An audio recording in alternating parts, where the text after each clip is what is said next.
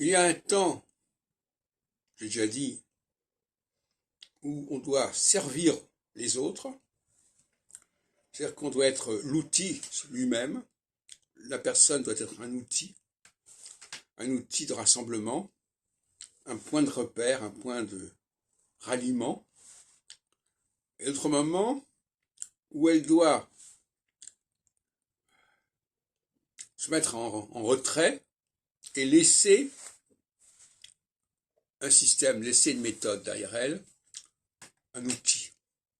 Donc, pour nous résumer, il y a un moment où il faut servir d'outil et un moment où il faut donner des outils.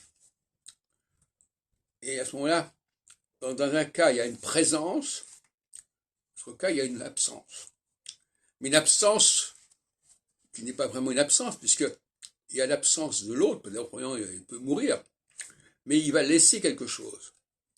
C'est comme le Nil, qui à un moment donné, il y a une crue, et puis à un moment, il se retire, mais en se retirant, il laisse derrière lui une matière, une terre féconde. Donc ça, c'est le destin des leaders, d'avoir cette double dimension. Et en phase équinoxiale, notamment,